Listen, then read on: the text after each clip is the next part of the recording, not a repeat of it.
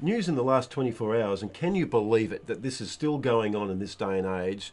John Hopewadi, the former bad boy of rugby league, he's been allegedly abusing a referee on the sidelines at an under-10s rugby league game, was ordered out of the arena, and they wouldn't restart the game until he'd actually left. I would have thought, we've been saying this morning, the last 20 or 30 years, how many public awareness programs, how many silent Saturdays do we have where parents are not allowed to utter anything on the sidelines while their kids are playing?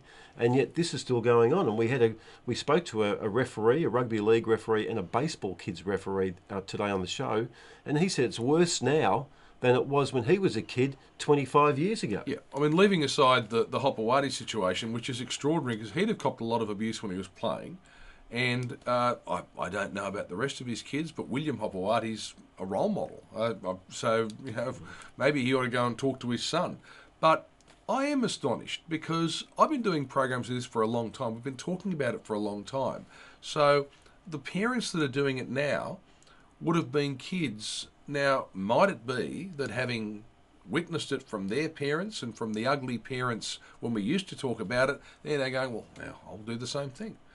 One theory advanced was that because there's so much money at a very early age for young kids to play soccer, rugby league, AFL, talent identification for things like you can go and play in the NBA, that parents have got so wound up at the idea that my kid might get a bit of an advantage, might get a sports scholarship, might get a scholarship with a big team, that somehow this jealousy comes in when one kid gets picked ahead of another. Is that what it is? And these people have no self-control? I think the most staggering was a caller we had who had a 14-year-old son who was in a rugby league game in Queanbeyan, and he'd been picked as the captain.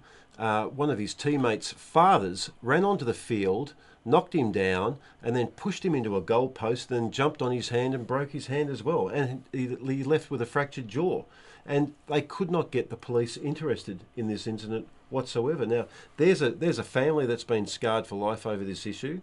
Their son has a ripple through the whole community. I know I've had my kids go through sport.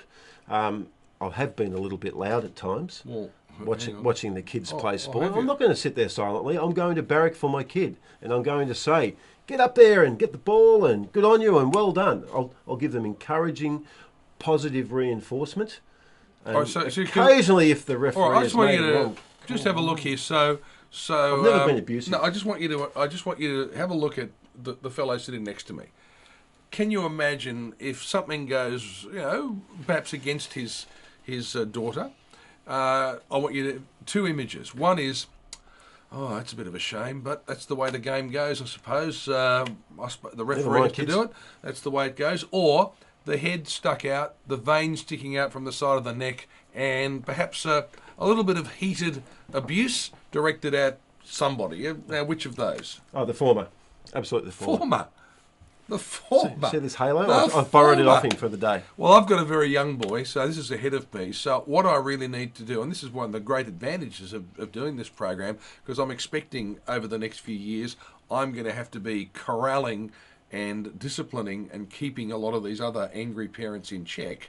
So of course, because that's what Captain Halo does every day. You're going to be able to help me I'll be there. by giving me some advice on how to do it. And if it doesn't work, I'll take them out the back. No, you won't. Now, because the serious issue here is you're trying to provide some examples to your kids.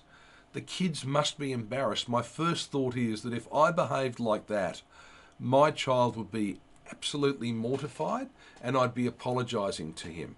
What obviously is happening here is these kids are either not embarrassed by what their fathers are doing or they're scared of their father in some way. It says a little bit about what the situation must be like at home. Because if that kid is not coming off the field and going, Dad, you've just embarrassed me, I don't want you back here, then I think it says a bit about the sort of home in which that poor kid is being raised. And I'm trying to work out, in the case of John Hopewadi, what's worse, being abused or getting him to pointing the finger at you? Please. That was such an obvious line, and I thought we got right to the end. I thought, oh no, we're not going to have that cheap line, but there it was. Of course, it came from me. See ya.